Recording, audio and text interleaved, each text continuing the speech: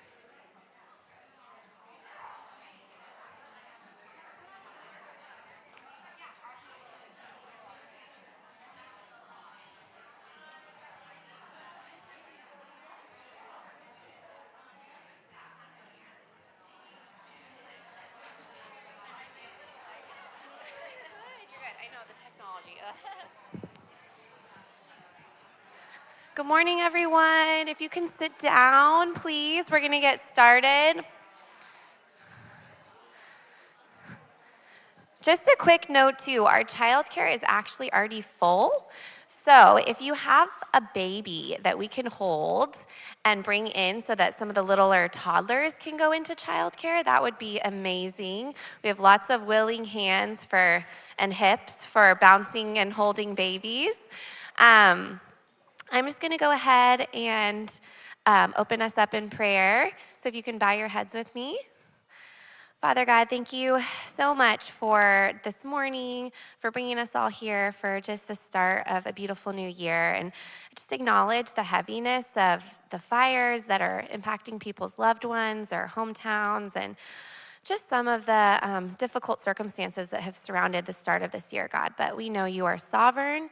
We know you are in control, that there is a leash to what you will allow, God, and that you are good. And so I pray this morning that we could rest in that this time would be restorative no matter what each mama walked in with, that she would leave lifted and encouraged and just filled with just sweet truths about who you are and how you created us to care for the beautiful bodies you've given us, God. And so I just pray over this time of fellowship and our morning. In Jesus' name I pray, amen. It's so good to see all of you. I hope you had a really blessed break with your little ones, with family dynamics. Maybe you explored some of the things Lisa taught us about boundaries during your holiday dinners, but I hope regardless it was good, that you had smooth re-entry to school with your littles. We are so lucky and excited to have a great kickoff to 2025 with Dr. Hilary Bassett. I love her background. She has a Western medicine background. She actually worked in the ER. She still does some shifts in the ER, but she wanted to go into more integrative functional medicine, which she'll explain, and really help people get to the root of the issues they're facing so that they can live their healthiest, wholest, happiest lives. She actually works in the same office as Pastor Tyler's wife, Bridget, so kind of a fun small world. And she's already spoken to our Mothers Together PM group to rave reviews, so I know that we are in for such a treat. So if you will welcome her with me, here is Dr. Bassett.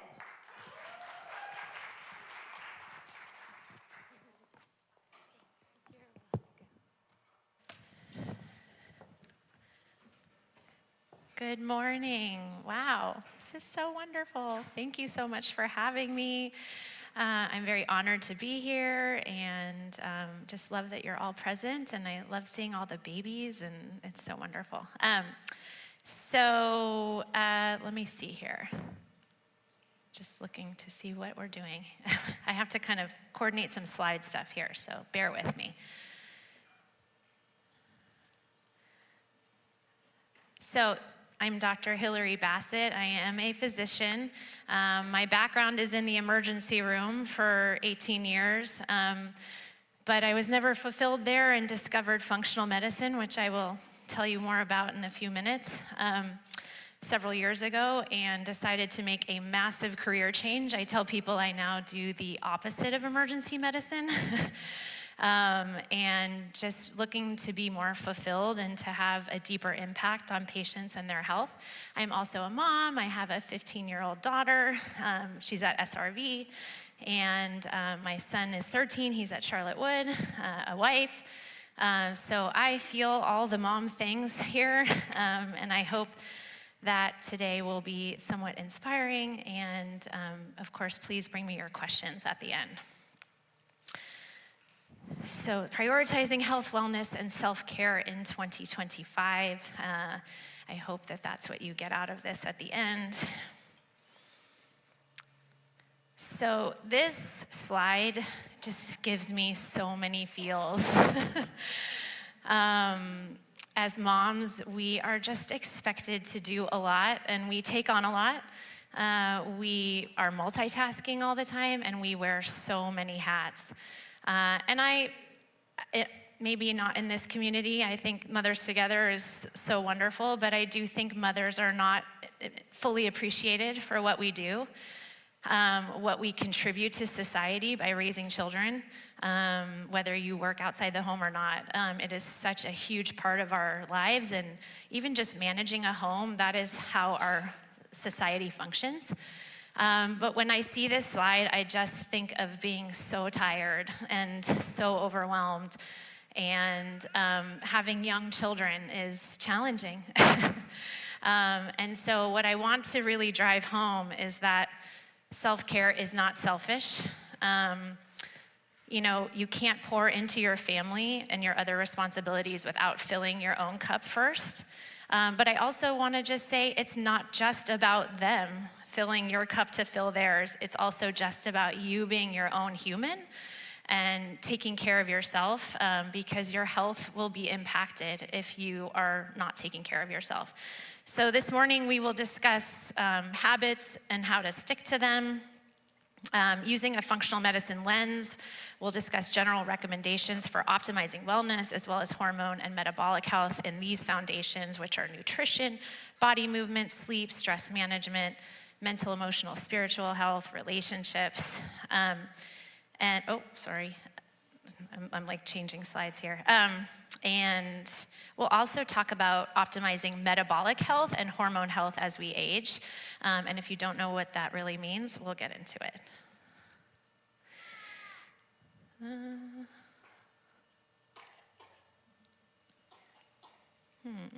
It does not seem to be moving slides for me. Oh, there we go. Okay, perfect. So what is functional medicine? It's a patient-centered approach focusing on identifying and addressing the root causes of health issues. So when you look at a tree, if the leaves were starting to brown or fall off, where do we want to look? Why is that tree unhealthy? We need to look into the roots, but we also need to see what kind of soil are those roots in. So what environment are we living in? What kind of water and food are we giving the roots? So it's really about treating the whole person and not just putting Band-Aids on symptoms. It's very personalized based on genetics, lifestyle, and environment, with a focus on prevention and long-term health. The reason I think that this is the future of medicine is chronic diseases are on the rise. With all of the advancements in medical care, we are really doing a terrible job with chronic illness. It's increasing. I think for the first time, maybe last year, the average life expectancy went down for the first time in decades. And we are just constantly putting people on more and more medicines, but they're not getting better. So we really need to find sustainable solutions, and functional medicine really helps bring balance back into the body so that it can do what it does, which is heal itself. So in the functional medicine world, the 5 most common root causes of diseases, not just in women, but in general, would be inflammation, oxidative stress, toxic body burden, nutrient deficiencies, and mental emotional stress, not necessarily in that order. All 5 of those things can cause hormonal imbalances. So that's kind of, they can cause anything, but I know as women, we're constantly thinking about our hormones and our cycles, and we should be, because we are not just smaller men. We go through a very interesting cycle every month, and it's something to be aware of. So what are all of the things that can cause symptoms with female hormone imbalance? It's almost everything. We're talking brain fog or memory issues, chronic fatigue or low energy, weight gain or weight loss resistance, mood swings, anxiety, depression, poor sleep, hair thinning or hair loss, digestive issues like IBS, bloating, constipation, low libido, PMS, heavy or painful periods, irregular periods, skin issues, acne, or cravings for sugar and salt, amongst many others. So what I want to drive home here is that hormones are really like a symphony. They all work together in a finely tuned, interconnected system. Each hormone has a specific role, but their effects are harmonized and balanced to maintain optimal health. If one hormone becomes too dominant or deficient, it really disrupts that whole melody, leading to systemic imbalance. And so what I want to explain, and especially in this pyramid, is that each hormone depends on the level below it. So I think we often think of female hormone imbalance and we're just thinking about like estrogen and progesterone and testosterone, but those hormones are at the tippy top. We really need the thyroid to be balanced. We need cortisol to be balanced, cortisol is like our stress hormone. And then insulin is at the very bottom. And so that's where insulin is very involved in what's called metabolic health. Metabolic health is we all talk about having a fast or slow metabolism. Metabolism is our body's ability to efficiently convert food into energy. And maintain a stable blood sugar and also then hormone levels. And most of us don't know when we are developing some of this blood sugar dysregulation until it's too late. And so that's kind of one of the things I want to explain is that insulin is such a master hormone and has a lot to do with weight gain and weight loss resistance, but it also affects all of the hormones above it. And in my practice, I see, a lot of women, especially kind of in the midlife region as we're entering the 40s and perimenopause and menopause. And it's just overwhelming to see how many women that are really doing all of the things that they think are right and they're fit. And when estrogen starts to decline in our 40s and 50s, insulin resistance just happens. And this is a huge, huge problem in our health because it leads to so many other issues. And I'll kind of keep explaining that. So what are the foundational lifestyle interventions that I work on with all of my patients?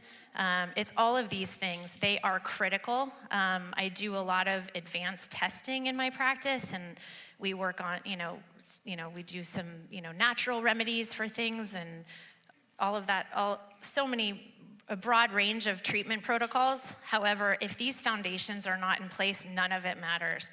So these are just non-negotiables that everyone should be doing even at a younger age, because this is building the foundation for later. So we talk about nutrition, body movement, sleep, stress management, relationships. You could have perfect health and be in an unhealthy marriage, and that will affect your health, and your doctors probably don't ask you about that. Or maybe you have a poor relationship with your mother. Or relationships are such a huge part of human health, and that's something that should be important. And also having valuable relationships where you come together in community is actually really important for health. And they've done studies on that on people who are older, especially during COVID when they were alone a lot, and the health just declined because people were so isolated. So being in community is actually really important for your health. And then of course, mental, emotional, spiritual health is health, and a sense of purpose is also really important. So we're gonna just talk briefly about setting goals. This whole talk could be about setting goals.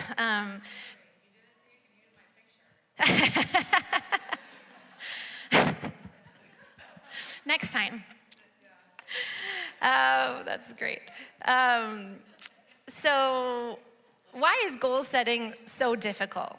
Well, it's not really the goal setting that's difficult. I think we all think of these things at the new year, but achieving them is. And I think the reason is we don't really know how to do it. So that'll be hopefully something we have discussion about later. First and foremost, I wanna just say writing down your goals, even if you don't do any of this, just if you have a goal, write it down. They have done numerous studies that just writing down goals helps you achieve them. But I just wanna talk briefly about SMART goals. A lot of you have probably heard of this before, but it stands for specific, measurable, action-oriented, realistic or relevant, and time-bound.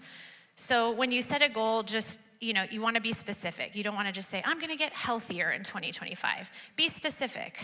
Do you wanna lower your blood pressure by 5 points? Do you want to gain some muscle? Of course, I know everyone thinks about weight loss, but I would say just be specific about it. And I also am really trying to get my patients to get away from the number on the scale and think more about, losing fat or gaining muscle. That's something we work on in my practice. I want it to be measurable, kind of along those specific about being specific. So it's something that you can measure over time to see your progress. Make it action-oriented. So if you just said, I wanna get healthy, well, how? I'm gonna walk 5 days a week for 45 minutes. Something specific and action-oriented. And then realistic. You can't just say, I wanna be a size 0 for a wedding next month or something like that. Make it something that's small and that you can consistently work towards. And then time-bound is huge, because if you just say, I wanna do it even this year, almost is too long of a time. Like make goals that are based on, what do I wanna accomplish this month, or even this week, or today? And then a system that I love is a book called Atomic Habits. I have a copy of it over on that table. It's written by James Clear. It's a really great book. It's well written, it's interesting, and it's talking about really making teeny, small, consistent, conscious changes lead results. So if you think of an airplane making a 1 degree difference in where it starts, it will end up in a completely different place. So they have studied this in people, and when you make small changes over time, you can really make a huge impact. So some of his ideas on how to make these happen are make it obvious. So set reminders in obvious places like Post-it notes. Make it attractive. Attach habits to things that are already pleasing to you. Maybe if your goal is to walk, you walk with a friend. Make it easy. You can stack tasks by by combining things. So let's say you already have the habit of you wake up and you brush your teeth.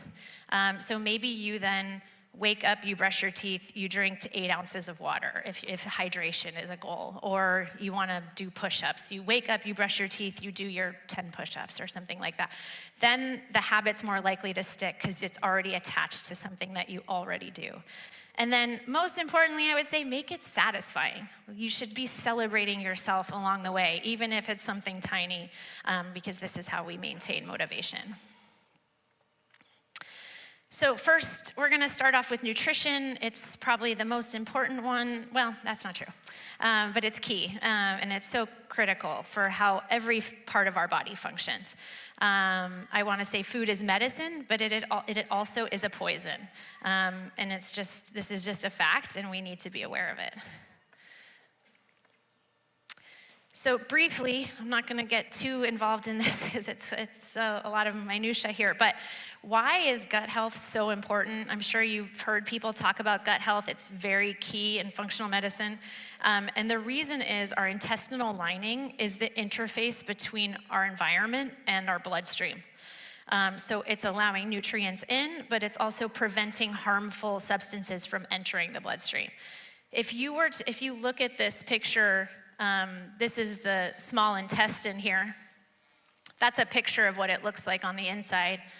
Each one of these folds then has millions of microscopic folds.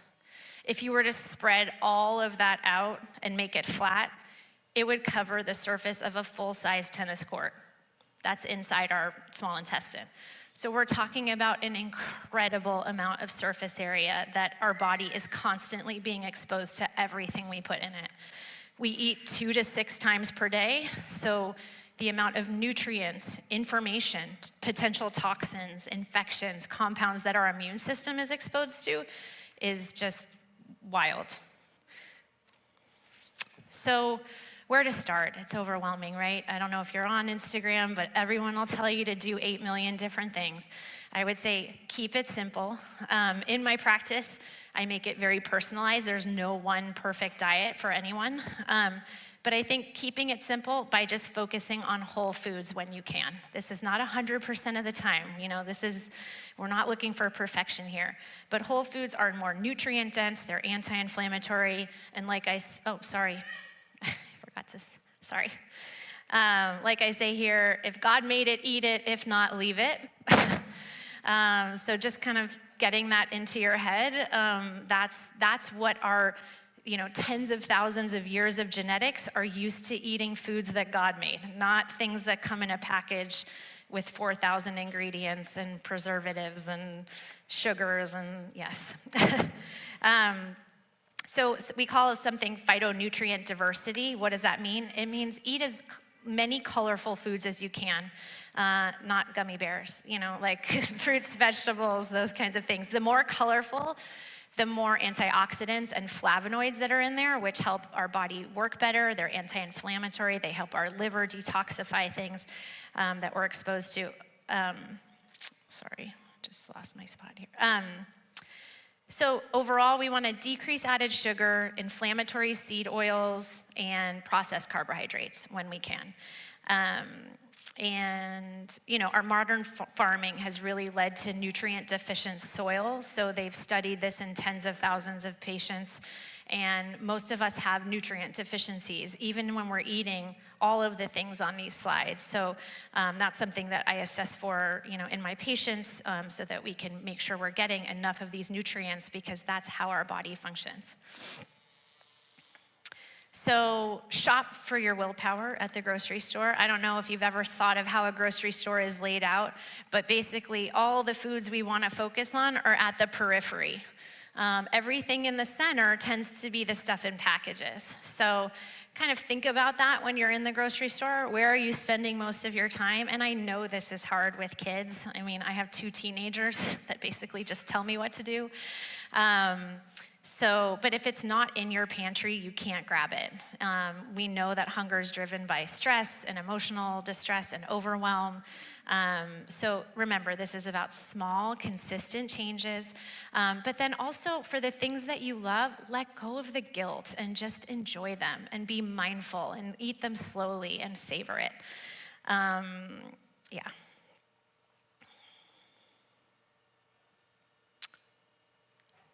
How do I feed my family? Keep it simple, keep it whole, keep it unpackaged when you can. Meal prepping is huge. So, that might be a goal that you think about today. Sundays, I find people do a great job being able to meal prep and not even prep on Sunday, but just plan ahead. What are we having for dinner so it's not just like this last minute rush?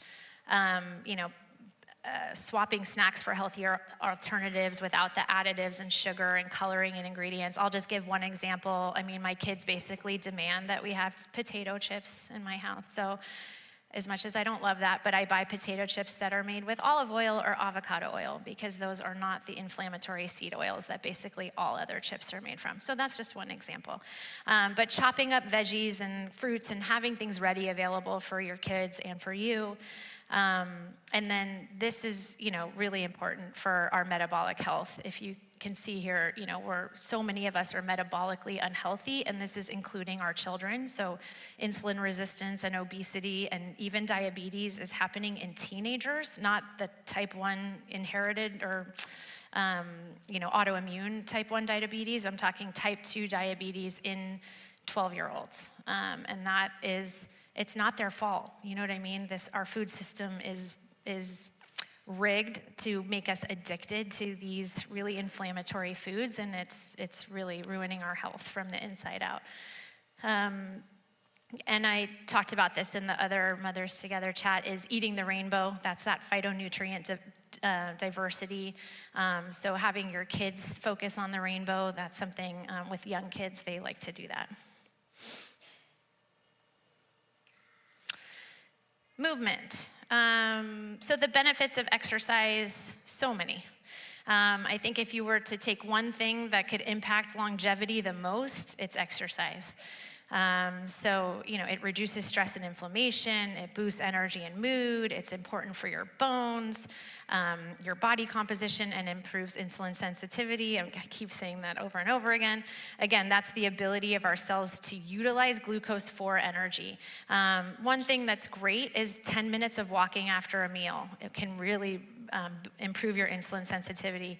The other thing that I feel like no one ever talks about, and this is just mind-blowing, is that head-to-head exercise and antidepressants are equally effective for treating depression. And yet, has a doctor ever told someone to exercise for their depression instead of just quickly writing a script? Movement triggers dopamine release. You actually feel better after exercising. I think we all know that. It's just kind of hard to lace up your shoes and get there. Facilitates joy and motivation, and muscle is really the true key to longevity. So different types of movement. Strength training is what I want to drill home here. I think as women, we have just been so ingrained to just sweat for hours on the Stairmaster, and I want you to really try to let go of this obsession with cardio. Especially, you guys are a lot of young moms here, but I'll tell you, your 40-year and 50-year-old selves will be so grateful if you build muscle now. I say strong is the new skinny. We have to get away from this obsession with being small and be more excited about being strong. That is also just gonna help, with weight management, but also just longevity and insulin sensitivity and all of those things. Walking is wonderful. 7,000 to 10,000 steps is a great goal. So if you have a way to track that, like on your watch or phone, that's really great to kind of look at that every day. And that's a very specific, measurable, action-oriented goal, is to get to a certain number of steps per day. But restorative movement is super important too. Recovery is when we do our growth. It's when our muscles recover, our brains relax. So that's important too. And then I like telling people about, there's things called exercise snacks. This is if you are sitting a lot, you have a sedentary job, getting up once an hour and doing something for even just a minute is really important. Again, our genes were not designed to sit all day inside. That is not how our ancestors lived. So our genes, we need to be moving. Oh, sorry, I missed that slide. Sleep. I know, all these baby moms with babies, I know. Don't worry. Don't worry about it right now. When you have a not sleeping child, obviously that's beyond your control. But prioritize it. If you find yourself staying up way later after the baby's gone to bed, try to get to bed earlier. Sleep is so, so critical. It's when our brains recover. It's important for assimilating new information and memory. It's when our bodies break down old, poorly functioning proteins so that they can function better. Lack of sleep is associated with weight gain or weight loss resistance, poor memory, mood issues, and long-term consequences on, guess what? Insulin sensitivity and metabolic health. So we want to build good habits. So, create a bedtime routine just like you do for your baby. Dim the lights. Try to limit screen time before bed. Getting morning sunlight is actually really important for your circadian rhythm to know that it's time to be awake. And I would say try to create a consistent sleep-wake cycle even on weekends. I know that's hard, but it's important to kind of get into a regular routine. Stress management. This is something I think that is hard for us all to do and acknowledge, but it's so important. And this is not about reducing stress. That's just there. That's just part of life. We all have it, but we need to become more resilient because we live in a really stressful world. We're inundated with a 24-hour news cycle, stressing about the fires in Los Angeles, the things that are just constantly coming into our brains is really stressful. It's likely the true cause of so many health issues. It causes the immune system to be dysregulated, which then can cause gut dysfunction and leaky gut. And then that causes more toxins to get into our system. So it can just become this vicious cycle. So we want to build resilience by, doing some things to help decrease our stress. So mindfulness practices, meditation, breath work, prayer, and building habits. So if this is not something you do already, just start with a few minutes every day. I don't know if, many of you maybe wake up and maybe read the Bible. So maybe before that or after that, incorporate just a few minutes of breath work into that. Just having that be part of your morning routine.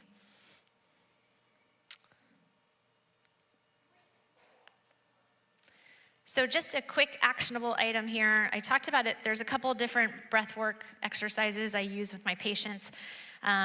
One is box breathing. Maybe you've heard of it. You inhale for 4, you hold for 4, you exhale for 4, and hold it out for 4, and do that. I also did that a lot with my kids when they were in kind of school-aged, and it was really helpful for them to visualize the box. I also do something called 4-7-8 breathing, in for 4, hold for 7, out for 8. But what I quickly want to just touch on is something called a physiologic sigh. This is great for when you're just feeling kind of overwhelmed. So it's 2 nasal inhales. So the first is kind of quick and the second one is longer. And then you exhale out through your mouth, kind of like a sigh. So why don't we try one? I'm going to show you first what it looks like.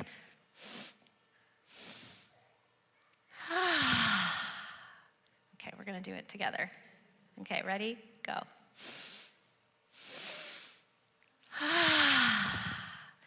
You do that a few times and it's like, whoa, it kind of just resets your nervous system. We want to kind of channel this, the nasal breathing really helps us get into parasympathetic nervous system, which is our rest and digest, which is the opposite of fight or flight. So we're kind of living in fight or flight all the time, and we need to consciously get out of it. Finding purpose and balance. I think you guys all have that here, so well done. You're already doing something really well.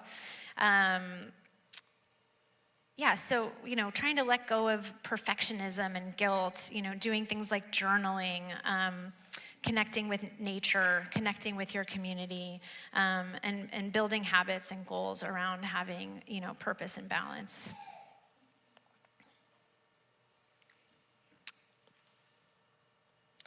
I can't really see this here. So back to the hormones. This is just kind of trying to drive home how all the things I've just spoken about actually impact this whole pyramid. So when we talk about balancing hormones, so much of it is lifestyle related. So it's not, I think we live in this world where we're used to quick fixes and Amazon showing up, a few hours later. This stuff you're in it for the long haul. But balancing hormones is not just something that you take a quick supplement for, or you just go on, hormones when you're menopausal. We have to be doing all of these other things to have all of the pyramid in balance, so that everything can work together in the symphony. So some action items. This is that book, Atomic Habits. Key takeaways. So start small, focus on one habit at a time, and make them sustainable. So just try not to go for perfectionism here. And then again, the areas to prioritize. I think I've hammered that home pretty well. So do we agree? Self-care isn't selfish? Okay, wonderful. And I love this quote: motherhood is amazing, and then it's really hard, and then it's incredible, and then it's everything in between. So hold on to the good, breathe through the bad, and welcome the wildest and most wonderful ride of your life. I'm here for questions. Thank you. Some questions?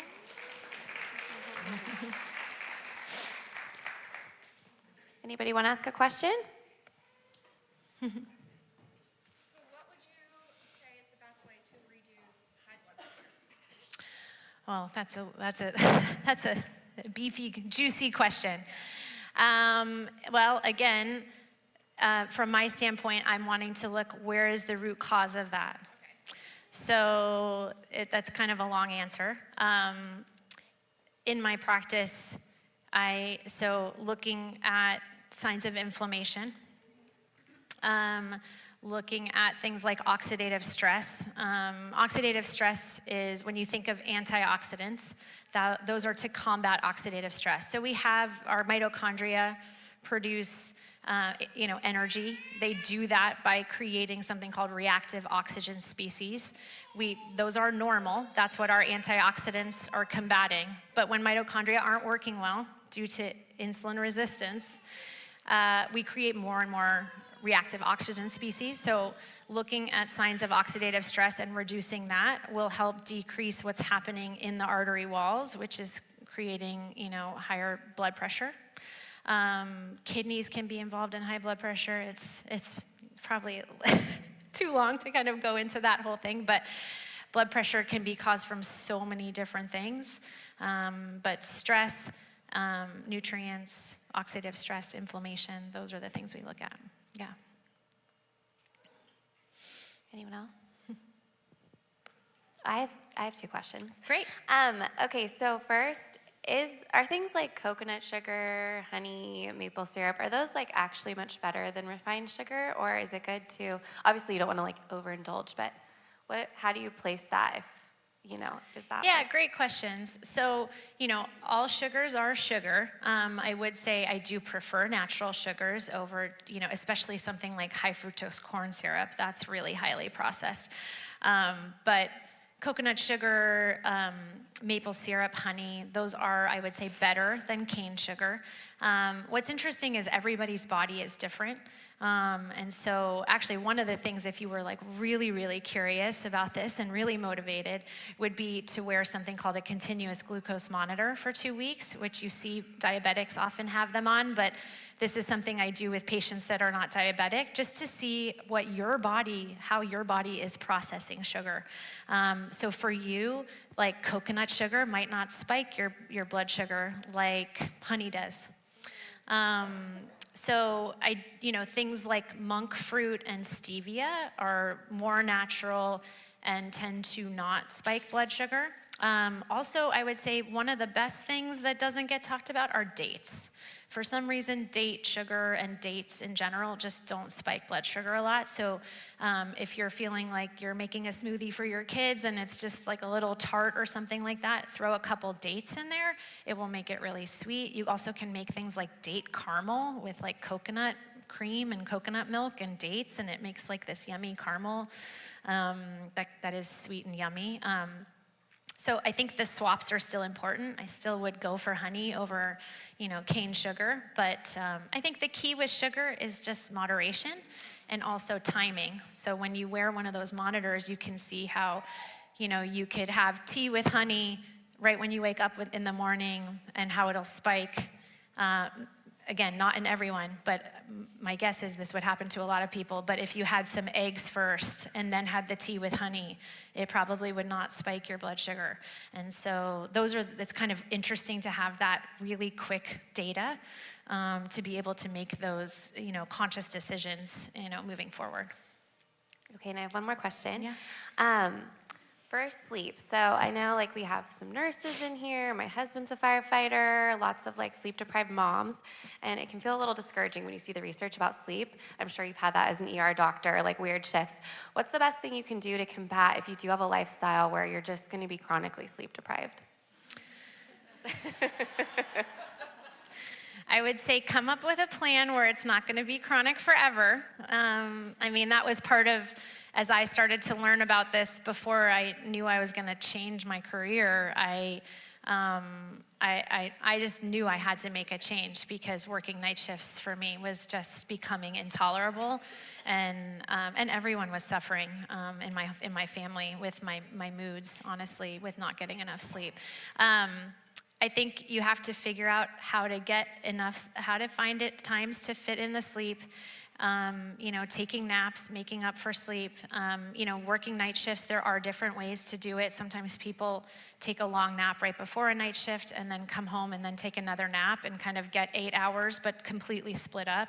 There are ways to work around it. I think the other thing is if you're concerned about sleep, having a sleep tracker is actually really helpful because it'll tell you how much REM sleep and deep sleep you're getting because, the goal is generally 7 to 8 hours, but some people require more or less.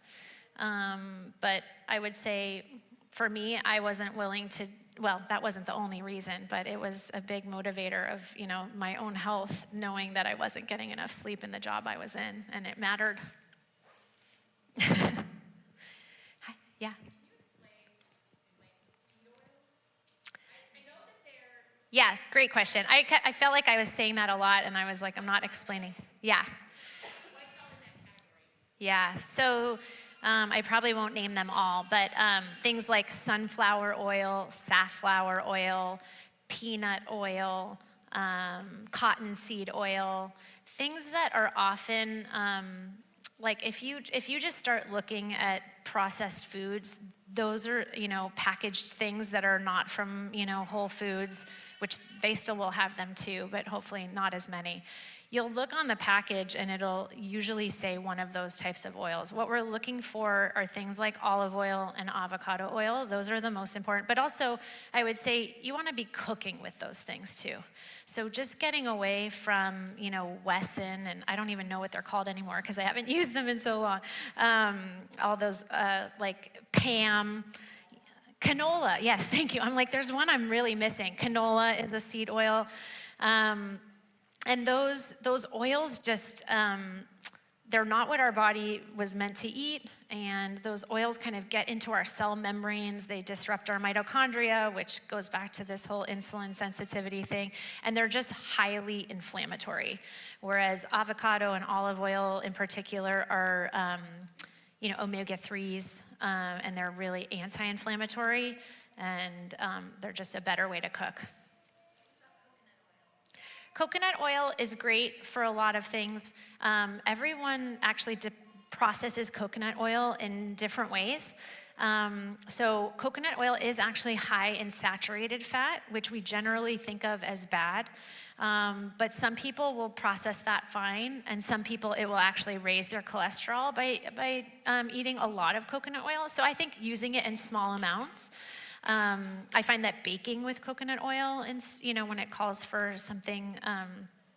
When it calls for a shortening, it also doesn't taste like coconut like the way coconut milk does. It really has very little flavor to it.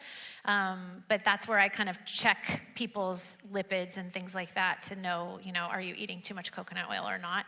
But it does have something called medium chain triglycerides, which are actually really good for our brains. MCTs, if you've heard of that. So people put that in their coffee and make like bulletproof coffee and things like that. So I think just small amounts, but I would probably focus more on avocado oil and olive oil.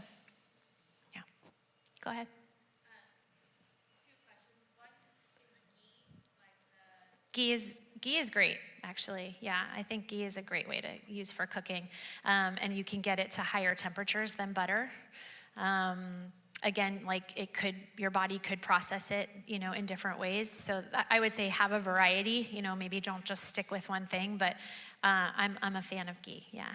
you talked a lot about insulin Yeah, sensitivities, and I've heard that the order in which you eat your food matters. absolutely. Protein. Yes, absolutely. So much protein, I know. Like we're trying to teach our kids if you eat protein first, or do you have a recommendation? Yeah, I mean, I agree. Good job. And I think teaching kids that too also gets them full on the things that they actually need. So one of the things that a lot of people don't realize is our bodies don't, even though our bodies run on glucose mostly, we don't actually truly need to eat carbohydrates to function, but we do need amino acids and we need essential fatty acids. Our bodies cannot make those, whereas glucose can be made from any of those things.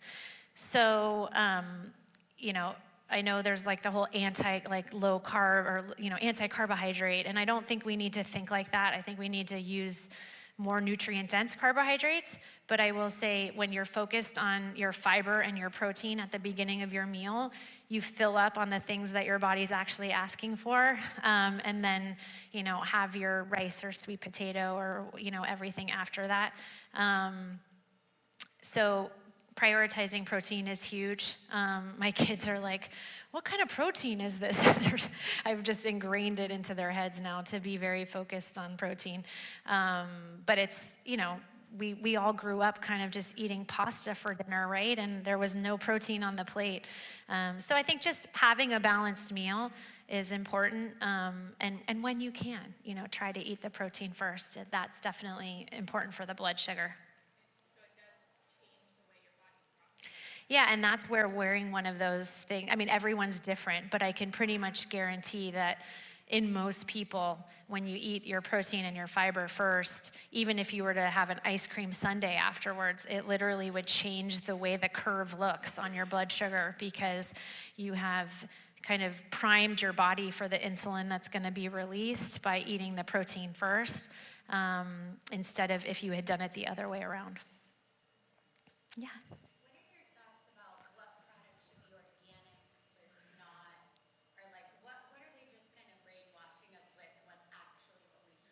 Great question. Great question. Oh, I'm so sorry. She was asking what products should we really be focusing on, should be organic, and what are we just being kind of marketed to? And that's a great question.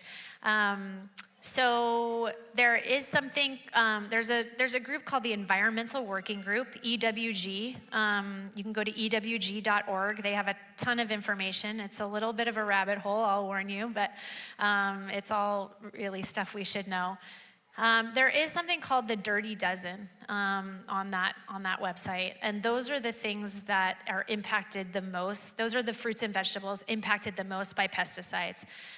So it's a lot of berries, certain lettuces, kale, I'm trying to think, almost all the berries, things that don't have a skin on them, that you can peel off that are being sprayed. I would say the goal is to really try to eat organic as much as possible, because even organic foods are still they're still finding pesticides in those foods. And non-GMO, and like, especially for protein, focusing on well-sourced protein, which, all of this is expensive, which is, so I think, start small. You don't have to overhaul your whole nutrition overnight, but when you start learning about industrial farming, it's really depressing to think of how, cows are being treated, what kind of hormones they're being given, and then we are then eating those hormones. So it's, so looking for grass-fed, sustainably raised fish, things like that is really important. Yeah, good question. One more question? I have a question. It's a little shift from the nutrition and lifestyle. But at what point do you recommend for perimenopause or menopausal women to incorporate hormone replacement therapy? Yeah, great question. So the question was, at what point in perimenopause and menopause do I recommend hormone replacement therapy? It really depends on the person. I'm very pro hormone replacement therapy, but I also work with plenty of people that don't want to do that, and that's absolutely fine. But I think the current research right now for women is that loss of estrogen is really impacting our brains and our bones and our cardiovascular system in a way that is basically preventable by replacing it, at least for, a period of time. So it really depends on the person. Some people start developing symptoms earlier than others. I would love to just share that, a lot of people don't realize that the average age of menopause is 45 to 55. Perimenopause can start 10 years before that. So it's very easy for a 35-year-old woman to be having perimenopausal symptoms. And especially in our modern world, we're now still having babies at that point. So I see a lot of women that, had a baby at 38 and they're now in their 40s and they're realizing, oh, I was legit in perimenopause and then had a baby and went through all of those hormonal changes at the same time. So, it's definitely usually based on symptoms, but I think the old world was just about hot flashes and night sweats, and we're learning now that there's so many other things that start to happen. I would say the first thing to be aware of is disruption in sleep. So progesterone starts to go down before estrogen in that perimenopausal phase, and that really affects our sleep. That's when you're waking up at 3 a.m. and you're wide awake, and that never used to happen to you before. Progesterone can be absolutely magical for that. Progesterone is also considered nature's Valium. In that perimenopause period, a lot of irritability can happen, anxiety, palpitations, depression, and a lot of doctors just don't realize that, and you'll go to the doctor and walk out with a prescription for Prozac instead of maybe considering that, progesterone, just replacing something that's already missing could actually just get you back into a more balanced state. So did that answer your question? It's very dependent on symptoms.